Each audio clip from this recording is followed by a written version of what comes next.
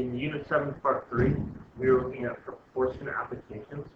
This video might be a long one because we're covering 4 pages worth of notes. The material in here is actually 2 or 3 sections in your book that we're combining to fall into the common thread of proportion applications. This stuff will most likely be new to you. You probably did not see it last year if you were here at Parrish. So make sure you take good notes. Make sure you ask any questions you have. And do not put this off any longer than you need to. So when we talk about proportion applications, the first thing we're talking about are similar figures. So I wrote down a definition for you. Similar figures have the same shape, but not necessarily the same size. So we're talking about 2 triangles or 2 rectangles or whatever that are the same shape, obviously triangles, but not necessarily the same size. When we talk about similar figures, we're also worried about their corresponding parts. The corresponding parts are just sides or angles that have the same relative position. So like if it's the bottom left angle of one, then it matches up to the bottom left angle of another one. On top of those definitions, if you look over here to the right, we have a couple properties of similar figures. So it says triangle ABC is similar, this little squiggly line means similar, to triangle DEF. And those 2 triangles are over here to the right. So it's telling you that they're similar. When you have similar figures, the corresponding angles are congruent. So that's your first rule. Corresponding angles are congruent. Congruent meaning the same. When we talk about measurement, we call them congruent instead of equal. And then the second rule is that the ratios of the lengths of the corresponding sides are equal. Okay, and we'll talk about that more in a second. That's a little bit confusing, but we'll get to that. So moving on, before we worry about actually solving anything, we're going to look at just identifying corresponding parts of similar figures. So it says, given triangle JKL is similar to triangle PQR, name the corresponding angles and the corresponding sides. So if you look right now, these 2 triangles aren't facing the same direction. So the first thing you might want to do is switch them so that they look the same. What I mean by that is I'm going to flip this so Q is here, P is here, and R is here. Another way to tell since they're lined up the same is that the letters match up. What I mean by that is this J right here then matches up with P, K with Q, and L with R. Okay? So if you look when I rewrote it, J goes with P, K goes with Q, L with R. Makes it easier to write your corresponding angles in your corresponding sides. So let's start with our corresponding angles. So I know that angle J is going to match up with angle P. Now when I'm talking about the angles, I know that they're congruent, so I can put this equal sign with the squiggly line on the top. So the equal and then the similar squiggly line tells us they're corresponding as well. Then I can say that angle K is going to be congruent to angle Q, because those are corresponding. And I can say that angle L is going to be congruent to angle R, because those are corresponding. Again, I can either do that from looking at the figure or looking at the letters where they're written out right here. So those are my angles. I also need to worry about the sides. Now, the ratio of the sides are equal, which means the sides themselves are not necessarily equal. So I can't write equal signs or congruent signs when I do the side. I just put that they match up. So I'm going to start with JK from the first triangle.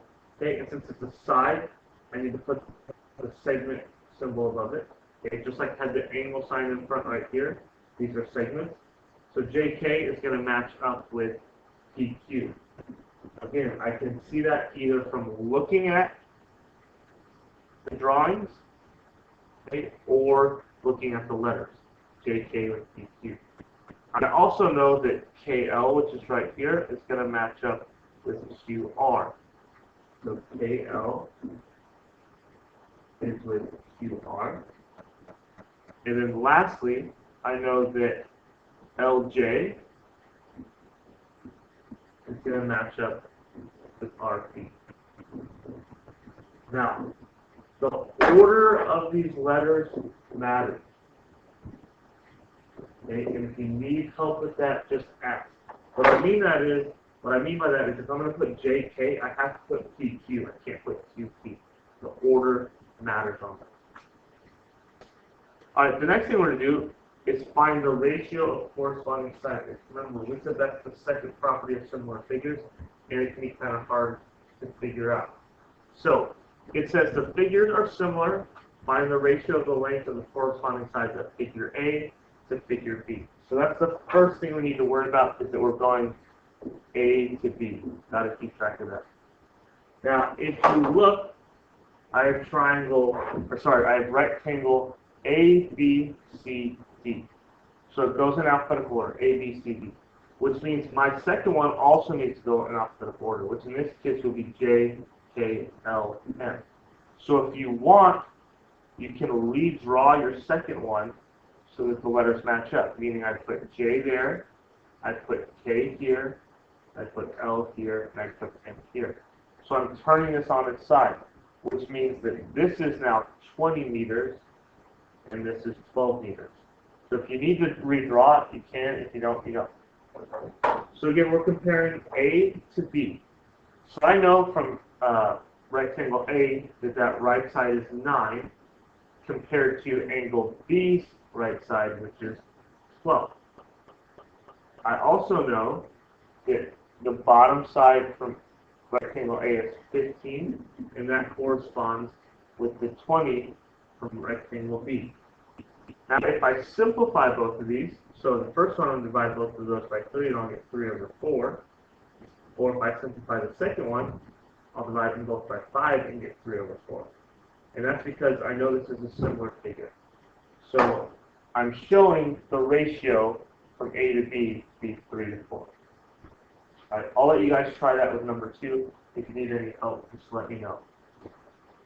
If you look at the back side of this page, the next thing we're talking about is finding the measure of congruent figures. So we did similar figures on the first page, now we're doing congruent figures.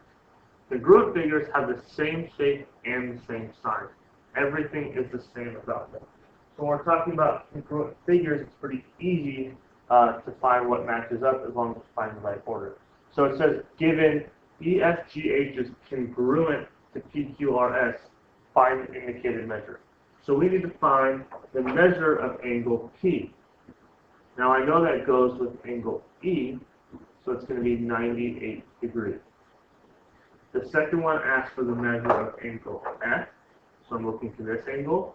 I know that corresponds with angle Q, so that's going to be 126 degrees.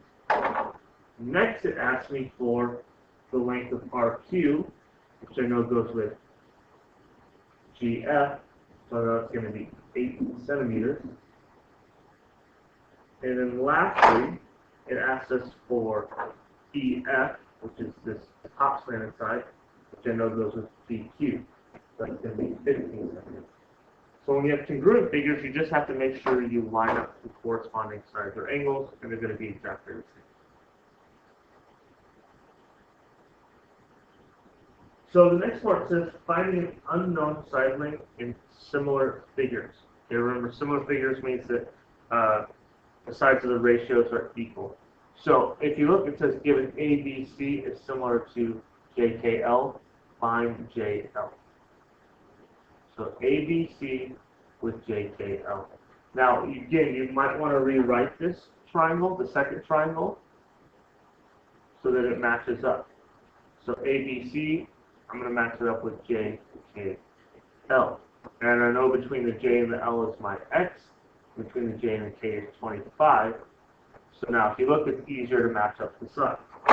So I know that the 30 from the first triangle goes with the 25 from the second triangle, and I know the 42 from the first triangle goes with the X from the second triangle. So now if you look right here, I've set up a proportion. And then I can solve this proportion. So I'm going to use cross products to solve. So I'm going to do 30 times X, which is 30X. And I'm going to do 25 times 42, which is 1,050. Then to solve for X, I'm going to divide both sides by 30, and I'll get X equals 35. Now, since I'm dealing with a measurement, I need the unit, which in this case is feet. I'll leave number 2 for you guys to try. If you need any help with that, make sure you ask. And then the last problem on this page is a really common type of word problem, which is an indirect measurement problem. Okay? And it's always going to help to draw pictures of this. So it says a woman who is 64 inches tall, so I'm going to go ahead and draw that woman. And I'm going to say that she's 64 inches tall. Is standing by a lamppost that has a height of 112 inches. So I'm going to draw my lamppost, which kind of looks like a person too, and that's 112 inches tall. It says the woman's shadow is 20 inches long, so I'm going to draw her shadow. I'm going to say it's 20 inches. Then it says find the length of the lamppost shadow. So we're looking for this. So as we look, we know we can use a proportion to solve this thing. So I'm going to say that the height of the woman, which is 64, matches up with the height of the lamppost, which is 112. The shadow of the woman then matches up with the shadow of the lamppost. So I have my proportion set up. Now I can solve this, and I'm going to go ahead and use cross multiplication. So 64 times x is going to be 64x. 112 times 20 is going to be equal to 2,240. Now I'm going to stop right there because when we do problems like this, a lot of times people forget the equal sign in the middle. There are proportions so that equal to each other that needs to come down. So to solve for x, I'm going to divide both sides by 64. So I'm going to get x equals 35, and my unit is inches. So the shadow of the lamppost is 35. All right, moving on to the next page. It says using algebra and similar triangles. So again, this can be kind of tough too, but if you keep track, it won't be too bad. So for the first one, it says given triangle PQR is similar to triangle STR, find QT. So first thing you want to do on a problem like this is lay out your triangles. So our first triangle is PQR, which is this whole big thing right here. Then our second triangle is STR, which is this smaller one. And we're trying to find QT. So we're going to need to set up a proportion to solve this. So I know 25, which is the tall height of my big triangle, okay, corresponds with corresponds with 15 from the smaller triangle. So the height of 25 right here matches up with the height of 15 right there. Then the base of the bigger triangle, which is x plus 18, because it's this whole distance right here, corresponds with the base of the smaller triangle, which is just the 18. Okay? So we have a big triangle that's 25 and x plus 18, and then we have a smaller triangle, which is 15 and 8. So to solve this, I'm going to cross multiply. Okay? So I'm going to clear out some room for myself here, get rid of some of this. And then I'm going to rewrite that proportion I had. That proportion, again, was 25 over 15 is equal to x plus 18 over 8. So I'm going to use cross multiplication here. So 25 times 18, I'm going to multiply that first. And when I do that, I'm going to get 450. Then I'm going to cross multiply here, which is 15 times x plus 18. So I'm set up to do distributive property here. So 450 equals 15x plus, and then 15 times 18 is 270. Now I can go ahead and solve for x. So the first thing I need to do is subtract 270 from both sides. So I'm going to wind up with 180 equals 15x. And then my last step there is going to be to divide both sides by 15. So when I do that, I'll get x equals 12. And my unit is meters. So a lot of work there. Okay, but it all starts with figuring out which triangle goes with which. So again, I'll leave number 2 on that one to you guys to figure out. The last thing we're talking about is scale drawings, which will actually go through a couple different topics. But the first thing we want to do is go over some definitions. So a scale drawing, which you might have done in art class before or in science maybe, architects do a lot of it. A scale drawing is a 2D drawing that is similar to the object it represents. So it's a 2D drawing that's going to represent obviously a 3D object.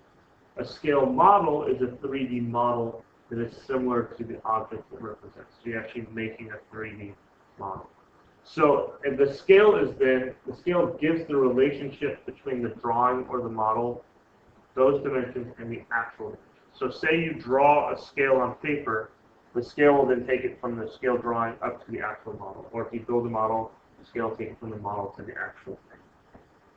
So on the bottom of the page it says using a scale drawing. Because on a map, the distance between two cities is 3 inches. What is the actual distance in miles between the two cities? If the map scale is 1 inch to 70 miles. So when you do a problem with the scale, we're going to start with the scale, which is 1 inch. We're going to put that over 70 miles. That's our scale there, 1 inch over 70 miles.